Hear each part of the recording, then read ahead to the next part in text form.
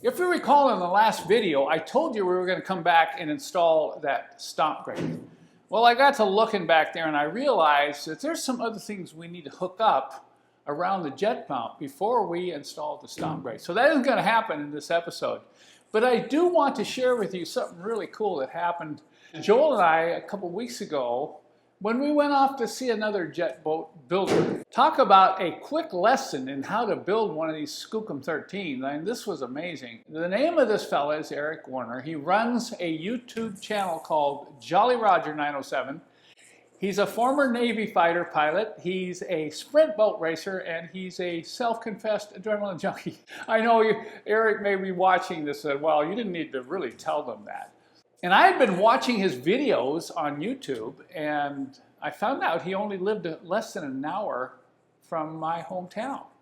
So I contacted him on Facebook, and Eric said, yes, I'd be willing to share with you some things about building one of these, because, you know, this is brand new for us. I mean, we're learning as we go, and I thought anything I can learn from somebody else, that's way better than trying to learn it myself. So we headed off down to Arlington, Washington, and spent a few hours with Eric, and he showed us some things. I mean, it was so helpful. I mean, the things he showed us and the things we could do to this boat that would make it better was absolutely amazing. So I'm very appreciative for that, and right now I'm going to take you through a number of things that he showed us and he recommended that we do when we work on our boat here. As we got to talking, one of the first things Eric warned us about was access into the boat when you're out of the river. Obviously, in most cases, you're not going to climb off a dock and step into the side. A lot of times you're pulled up onto a riverbank, so the natural thing to do is just climb up here on the front of the boat and bail into the cockpit. Well, there's a little bit of a problem, so I'm going to let you watch Eric explain this challenge to us. You step there. Jump on there. Oh, you got it. Like that. That's right. Trying to step all the way into the boat. Yeah. You'd have to. Yeah. Yes. For an old guy like me. Every time you'd have to go like this. You know, like to crawl. It's pretty obvious from that. It'd be really nice to have a place to put your foot. As you swing into the boat, probably going to have to step on the seat before you sit down. And then you notice in Eric's boat, he didn't have this upper dash panel. He eliminated that for the step area, and he put some trays in there to keep things from sliding off, and he located his primary instrument down here. Joel and I want to put our instrument up here. So what we're going to do is we're going to modify this dash panel here. We're going to do a cutout right in here that would allow us to take and step right on here and then step in the boat. So I wanted to show you this before I take this back into the shop and start cutting out this section of the dash panel. Cutting that out wasn't too bad. I just marked it out, kind of centered it up and bounced it out by eyeball, and then I drilled a couple of holes with a hole saw right there, and then I cut the aluminum straight with my little battery operated Sawzall. So now, what are we going to do in here? I don't know. We've got our step. I may come out here and put a little extender with maybe some sort of anti-slip rubber on it as an edge, a protective edge. And possibly, we might put the radio in here. Haven't decided yet. But there is enough room to stick a radio back in there. Can't be too far out, hit the heel of your foot.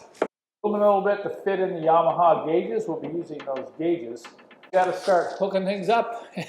And right away, Eric started talking about the electrical system.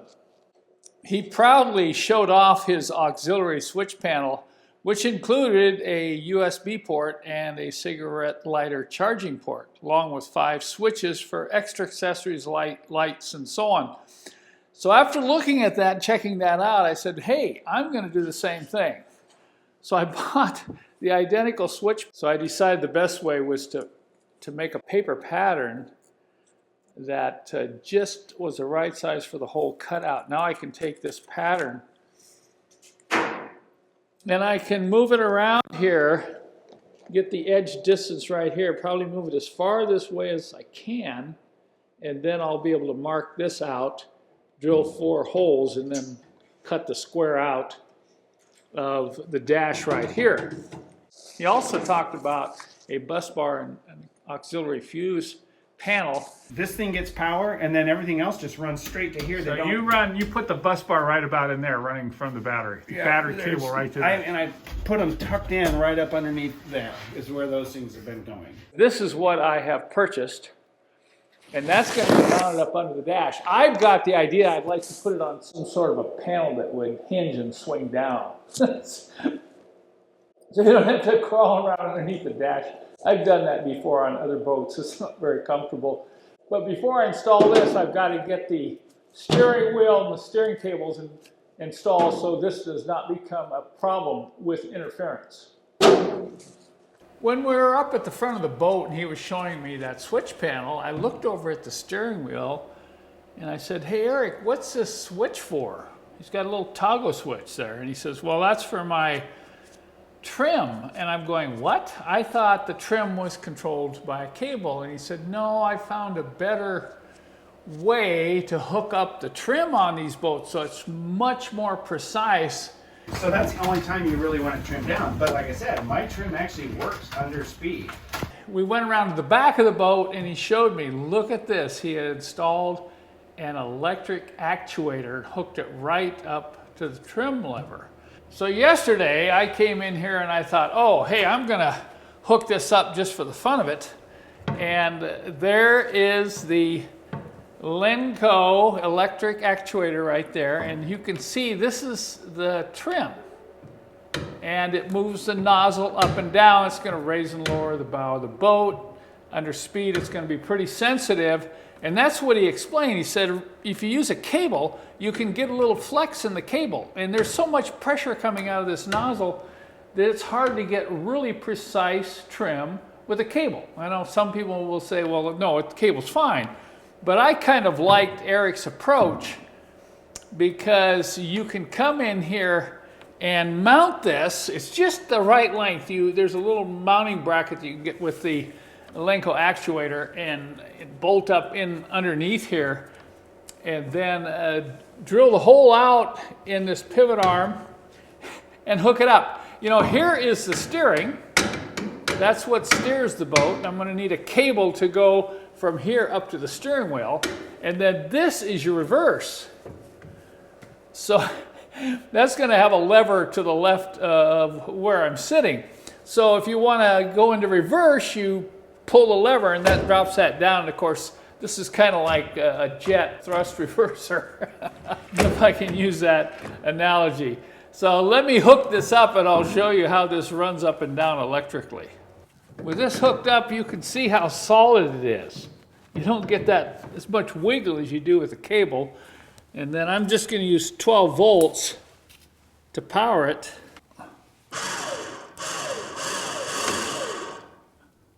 And then we'll power it down. And that's that. So I can sit up front with my toggle switch and just hit the switch on the steering wheel and just make real small adjustments to the trim. This is an excellent idea. And for those of you who might be building your own Skookum mini jet boats, this is the one that Eric and I use. It's a Lenco electric actuator, and it's part number 15054-001, and this can be purchased on Amazon. You know, when we were taking the jet ski apart, I realized that the cooling system and all this plumbing was going to be a little bit of a challenge when we got to hooking everything up in the mini jet boat. But I asked Eric about some of these issues, and right away he pointed out something that he insisted that we add to our boat, and that was a filter for the incoming water from the jet pump. And you can see his filter mounted right in here, and he explained, you know, you're running up rivers, you're close to the bottom of you're running over sandbars, and you're going to be sucking sand up into the pump and putting that into the engine and the intercooler. So you want a filter that filters out that sand before it hits the engine. This is what I did. I went out and did a little research and got a really nice 80 micron filter that you see here. And we're going to be mounting it probably right around in this area. So the incoming water will come in right here. And this I can screw off easily by hand and you know, clean out the filter and put it back on, even out on the river if I should pick up a lot of sand. But that was a great tip. If you recall, when I was removing the engine from the Yamaha Wave Runner, this is what the top of the engine looked like. This is the factory, cosmetic engine cover. Well, when we arrived at Eric's place and we were looking at his boat, I realized his engine didn't look anything like this at all. You see, he has something else sitting on his engine. And he said, well, look at that. That is the RS Racecraft's custom intercooler. And he said the advantage of that intercooler is, number one, you're going to clear up a lot of the space on the right side of the engine because this factory intercooler sits down in there. But the other thing is, the RS Racecraft intercooler has a more efficient cooling core and sits on the top of the engine just like that. Now you have to admit this has some real wow factor, but that's not the only reason I decided to go with this upgraded intercooler. It also has a blow-off valve. This blow-off valve will prevent overpressurizing your supercharger and wearing out the clutch. So we're going to be installing the RS Racecraft intercooler as Eric recommended we do. While we were there, we got into the whole subject of paint versus vinyl wrap. He's really sold on the vinyl wrap because these boats tend to get beat up on the river. They tend to get scratched up, and if you mess up your vinyl wrap, you can replace it. It's tough to get paint to stick well to aluminum, so we're going to do a vinyl wrap. He also said, and make sure not to put any wrap over the edges, both here, and then keep it up a couple inches off this bottom here, because these are the areas that will get beat up running through branches and so on. So if you leave these open, you'll save your wrap or your paint job. And I thought that was a really good tip as well. And then we talked about this right here.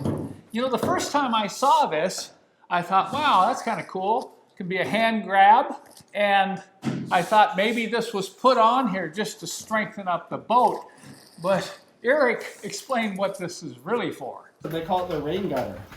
So when you punch a wave and you got water coming up here, it sheds it around you and you don't get hit right in the face. That's funny. I thought that was reinforcement. I love the low windshield. I built the last boat I built had the tall one and I couldn't stand it. Yeah. I just don't like it. For me, it's always been that it's part of what makes this boat look so good. Like you see those little jet streams with the big Big like old how do legs. you get on the bow? I don't know. Like I don't know what you do to I've never to seen climb actually up and one over get in that. one. He also showed us on one of his other boats what he's putting on the edge, because this is kind of a sharp edge. You'd hate to bang your shin on that or something. So let me show you what he's putting on his boats now. But there's no adhesive on it, so it just sticks. And then I put a little bit of silicone on the end so that the ends won't pop off. But we'll see if that is going to stay on there. I think it will. And it's fairly sharp. I just put that on there last night, and I'm going to go put it on my boat because my boat doesn't have it on. Where did you get that? Amazon. I thought that was a great idea, so I'm going to be purchasing that same edging material and put it on our boat as well. And then finally, he shared with us something that I thought was really neat, and that was you need to be prepared when you go up the river. And of course, you always want to be prepared. You probably want to take some food, maybe some survival equipment. But when Eric explained one of the problems he ran into, I would have never thought that you would need to take an extensive toolkit with you. On a log to get the stern up off the grab. You want to put that light down there and just put the... You gotta be able to take Yeah, off those yeah, four. You gotta be able to take off your reverse bucket. This is my trim and your steering. So take off your reverse, your steering, and that, and those, and the whole thing will come out. Yeah, because you get a little rock up in the impeller. You're going to have to take this out upriver. So you can see after that story and that little bit of advice, Joel and I are going to pack up a toolkit to make sure we have every tool available to go in here and completely remove this jet pump drive assembly out on a riverbank. Because who knows what may get up through that grate and jam up your impeller. And if that happens, you're going to be stuck and you're not going anywhere until you fix it. That was definitely one thing I had never thought about. So I think you can see from that how appreciative I was for Eric's help. I mean, even now, if I have a problem, I can text him and he says, no, you really want to do it this way, or no, well, it'd be better if you go that way, and it's just saving me a bunch of time. So I want to make a shout out to him. I want you to go check out his YouTube channel, Jolly Roger 907, and you're going to get a kick out of some of the things he does. Has anybody done a plexiglass? My winch? brother and I talked about doing that 'Cause just that's for where the the winter. yeah, Just for the winter. yeah. Break Just that something that you kind of this little bracket. These are I actually mount my phone and my cameras onto that. Oh, cool. That's what those are. But